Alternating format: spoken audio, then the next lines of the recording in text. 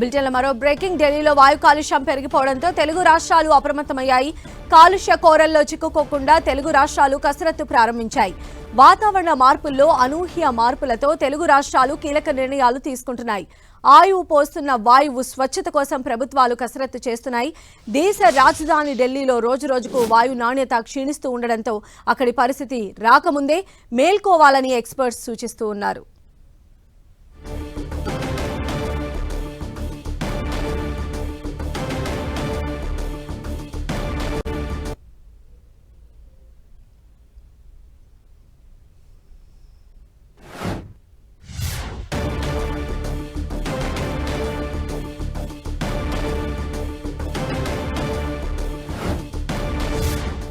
So ఇటు హైదరాబాద్లో కూడా గాలిలో పొల్యూషన్ పెరుగుతున్నట్టుగా ఉన్న బ్రేకింగ్ న్యూస్ మనం చూస్తున్నాం. ఓ పక్క ఢిల్లీలో వాయు కాలుష్యం రోజు రోజుకు పెరిగిపోతోంది. ఇటు హైదరాబాద్ నగరంలో కూడా గాలి నాణ్యత ప్రమాదకర స్థాయిలో ఉన్నట్లుగా తెలుస్తోంది. గత వారంతో పోలిస్తే వాహనాల సంఖ్య పెరగటం, జనావాసాల మధ్యలోకి పారిశ్రామిక కేంద్రాలు రావడంతో పొల్యూషన్ ఒక్కసారిగా పెరిగింది. హైదరాబాద్ నగరంలోని పలు ప్రాంతాల్లో గాలి నాణ్యత ఇండెక్స్ ప్రమాదకర స్థాయికి చేరింది.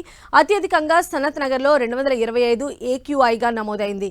బొల్లారంలో 121, పటాన్ చెరువులో 168, జూ పార్క్ ఏరియాలో 166గా నమోదైంది. ఇక ఉదయం 7 గంటల సమయంలో సనత్ నగర్లో 185, సికింద్రాబాద్ US కాన్సులేట్లో 183, బౌదూర్పుర 163, పాసమైలారం 166, పటాన్ చెరువు 165గా AQI నమోదైంది. మరిన్ని అప్డేట్స్ మా ప్రతినిధి కిరణ్ మనకు అందిస్తారు. కిరణ్,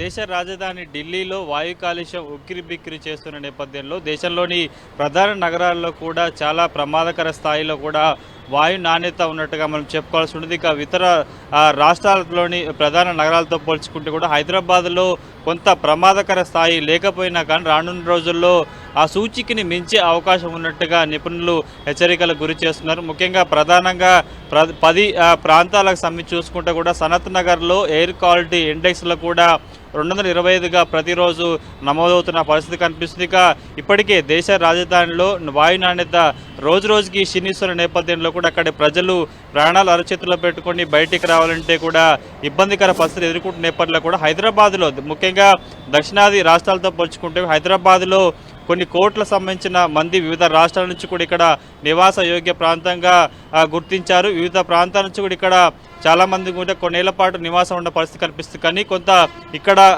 వాహనాల సంఖ్య రోజు రోజుకి పెరిగిపోతుండటంతో కూడా వాయు నాణ్యత క్షీణిస్తున్నట్టుగా మనం ఇది చెప్పుకోవాల్సి ఉంటుంది. ఇక గత 10 ఏళ్లతో పోల్చుకుంటే గడిచిన 2 ఏళ్లుగా హైదరాబాద్ నగరం కూడా ప్రమాద గంటికలు మోగించే అవకాశం ఉన్నట్టుగా నిపుణులు హెచ్చరికలు గురి చేస్తున్న పరిస్థితి కనిపిస్తుంది. ఇక ఇప్పటికే ఢిల్లీతో పాటు దేశంలోని ప్రధాన నగరాల్లో కూడా అనేక ప్రమాద గంటికలు మోగిస్తున్న నేపథ్యంలో కూడా రానున్న రోజుల్లో కాలుష్య రహిత రాష్ట్రంగా నగరంగా తీర్చిదిద్దేందుకు ఇప్పటికే తెలంగాణ ప్రభుత్వం వడివడిగా అడుగులేసని చెప్పుకోవాల్సి ఉంటుంది. గత 10 ఏళ్లుగా ఇటు గణనీయంగా ఇటు హైదరాబాద్ నగరంలో కూడా వాహనాల సంఖ్య 10 ఎక్కువైనట్టుగా మనం చెప్పుకోవాల్సింది. ఇప్పటికే 1 కోటికి పైగా వాహనాల సంఖ్య పెరిగినట్టుగా మనం చెప్పుకోవాల్సి ఉంటుంది. ఇప్పటికే ప్రపంచవ్యాప్తంగా ఇవి వైపు పరుగులు తీస్తున్నారు. కాలుష్య రహిత దేశాలుగా మార్చుకునేందుకు అనేక కార్యక్రమాలను నిర్వహిస్తున్న నేపథ్యంలో కూడా భారతదేశం కూడా అందులో ముందడుగేస్తూ చెప్పుకోవాల్సింది. కానీ కొంత ఢిల్లీ అనేది వివిధ రాష్ట్రాలని భయపెడుతున్నట్టుగా మనం చెప్పుకోవాల్సి ఉంటుంది. ఇప్పటికీ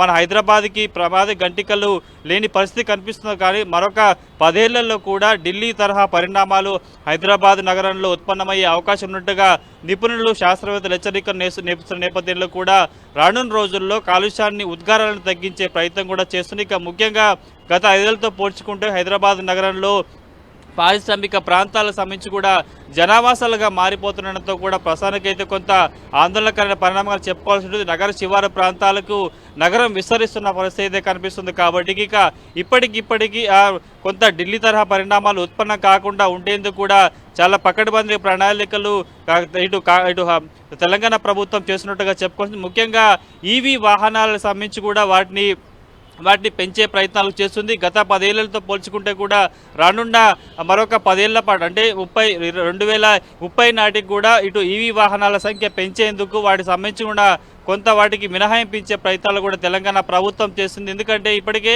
హైదరాబాద్ నగరంలో 1 కోటికి చేరువలో వాహనాల సంఖ్య ఉంది. ముఖ్యంగా వాటి నుంచి కూడా ఎక్కువగా వాయు కాలుష్యం అవుతున్నట్టు ఇప్పటికే నిపుణులు గుర్తించారు కాబట్టి వాటిని కొంత తగ్గించే ప్రయత్నం చేస్తే కూడా ఢిల్లీ తరహా పరిణామాలు హైదరాబాద్లో ఉత్పన్నం కాకుండా ఉండే ప్రయత్నం చేస్తుంది. అందుకే అందులో భాగంగానే ఈ వాహనాల సంఖ్యను పెంచేందుకు తెలంగాణ ప్రభుత్వం నడుం బిగించినట్టుగా మనం చెప్పుకోవాల్సి ఉంటుంది. ఇక వీటితో పాటు ప్రధాన ఏరియాలలో మధ్యాహ్నంతో పోల్చుకుంటే రాత్రి వేళల్లో కూడా కొంత వాయు నాణ్యత కూడా గణనీయంగా పడిపోతున్నట్టుగా తెలుస్తుంది. రైట్ కిరణ్.